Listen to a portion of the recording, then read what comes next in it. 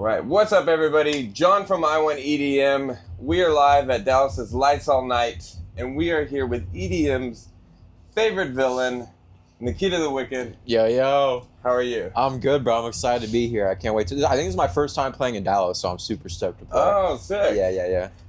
Yeah, don't get used to the weather. It changes. It's not too cold, actually. I thought it'd be worse. It was 85. Yeah. That's Texas. All right, so let's get into your new EP. So about a month ago, you released Blinded by Vanity. Mm-hmm. Can you kind of share and describe like the premise and kind of the creative process behind that? Sure, yeah. This project was really just, it was basically just an evolution of this dance music, like, villain character I've created. So before, with my last EP, I Love It When They Run, I had this, like, red suit and this, like, cult leader vibe. And then this one was this, like, conductor, basically this, like, villain conductor. Yes. So with the conductor, like, character, I went in and just, like, really dug in the crates and really, like, expanded my horizons on the samples I was using. So there's, like Bollywood samples and like Hungarian jazz from like the 70s, just like really weird and just out there stuff that just like I thought would be really cool for the project. So yeah, that was kind of how I went about it. Cool. So kind of speaking of those weird samples and stuff like that, that kind of ties into my next question. What was the inspiration behind the louder intro? So that's a massive switch up, dude, yeah, into a total banger. But yeah, that was like, so that is a Janice Edwards record from like either 88 or maybe 91. I'm not exactly sure, but it was just, I knew it had to be 80s. It was it was definitely an 80s soul record, and just like it was just like that 1-8 bar that I was just like, ooh, like I don't know what I can do with this, but I'm just gonna start with this. And then like I just like wanted to make that into a bass drop. So it's just cool to really like, that song was really just like a whoa, catch you off guard type song. Absolutely. And it felt cool for a second single. So just kind of that juxtaposition of like a soul record into a bass drop is always really fun. It's something I want to explore more in the future for sure. Yeah, no, it worked out well. So when you go into working on like a new body of music and you're kind of like in your studio mode, like what's the creative process like for Nikita the Wicked? Yeah, it's interesting. It definitely starts with just digging for samples and looking just in very weird places, whether it's like film music or like library music, for example, which is like it was basically like a bunch of classical musicians in the 70s who wrote like scores for film. So I'll start there, which is really interesting because I used to start by just writing the bass drop first and then writing the song around it.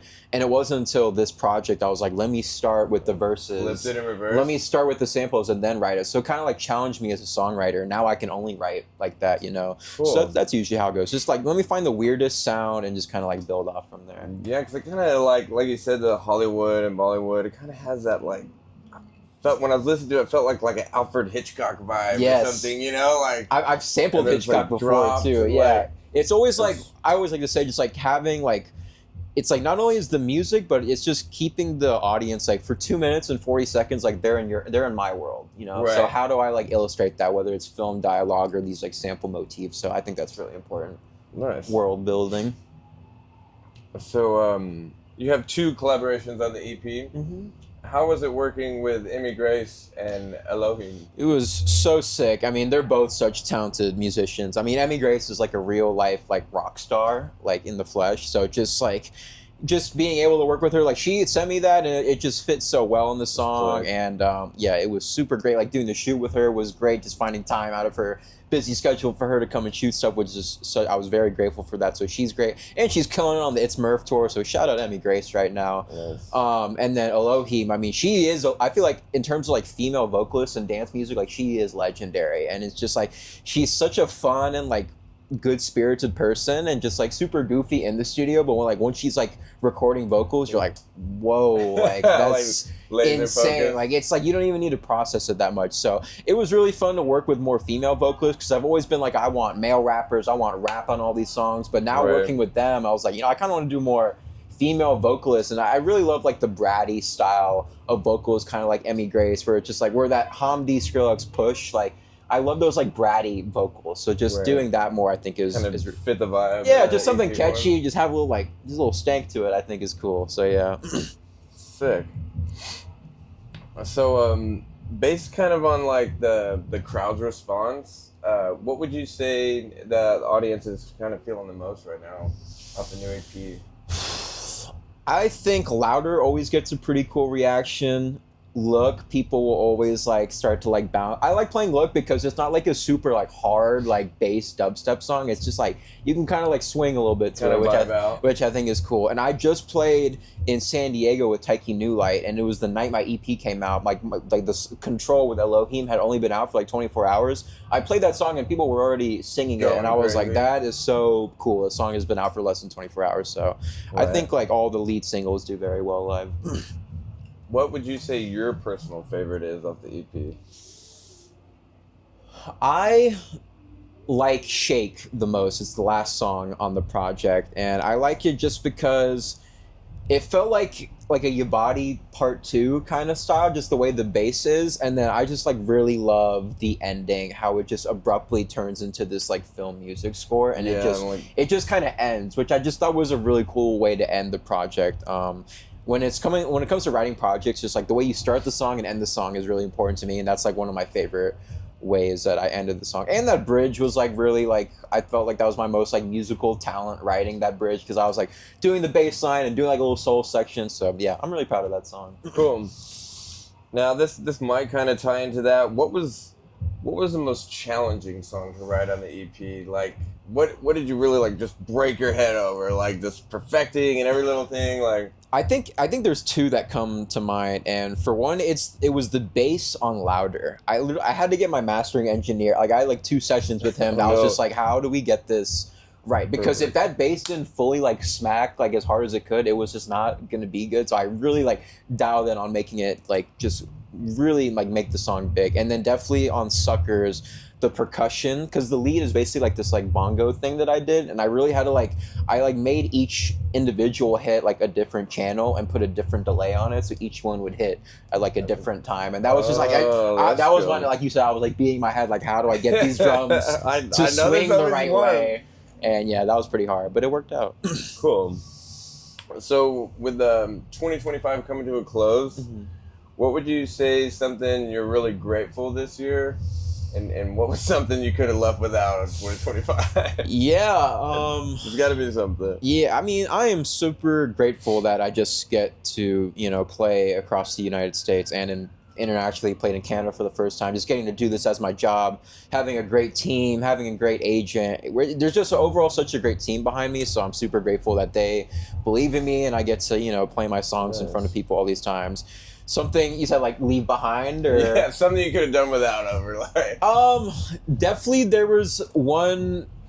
Not that I would leave it behind, but there was like a stretch of shows where I played like 4 shows in 3 days, and it was like 2 5-hour flights, and then by that second 5-hour flight, and after my 4th set, I was like, I am not okay. And I need a rest. And yeah, after that set, I was supposed to fly to Belize to get on EDC, the cruise ship that they have, and I had to cancel it. I was like, I cannot do another 5-hour flight. Like I'm not feeling like good for like I cannot do that travel. So I guess like just overall health, I guess, is something I want to work on, because I also get like super nervous before I play. So when I like did the headliner and then went straight to Escape, I was like, it was just like a lot of emotions going on. So yeah, festival season. Yeah, but I love it. I'm super grateful.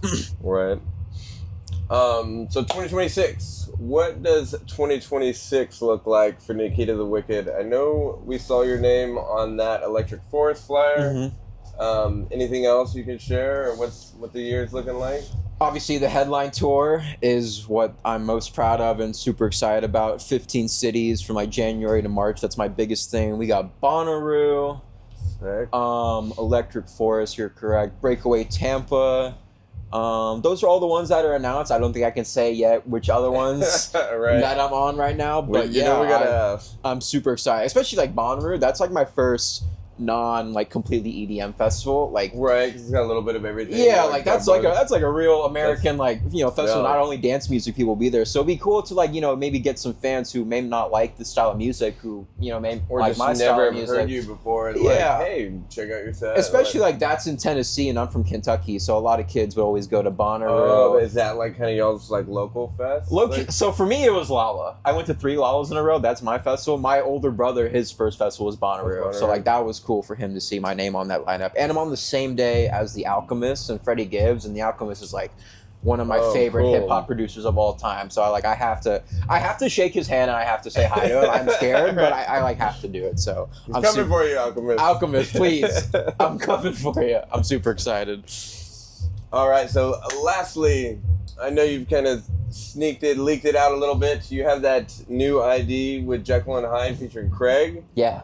Can you share a little more about that? And any chance Lights All Night's gonna get to hear that tonight? Oh, it's my second song for tonight. Oh, yeah, that's the second. I literally like in the hotel room. I was like, this is going second for sure. Yeah. Jekyll and Hyde, man, what a sick producer. I mean, I think he's definitely next up, and it was super cool to work with him on that song. And Craig, who also had his main project, Rio Cragen, who's such a great artist in dance music as well. Just having him rap on the song was really cool. So yeah, I don't think there is a release date yet, but both of our teams are just like getting all the details figured out. But I'm super stoked to get that one out, and especially because he's going on his headline tour and then I'm going on mine. So it'd be cool to just like drop it and then we both go our separate ways. I think that'd be really cool. So sick. Yeah, super excited. Awesome. Lastly, is there anything you'd like to add or share with our audience before you go? Buy tickets to my headline tour.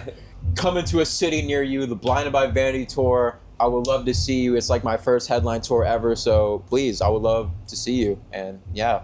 All right, you heard the man. Blinded by Vanity tour coming at you 2026 and 8:45 Lights All Night. Nikita the Wicked, Lone Star Sage. Let's go. Yes, sir.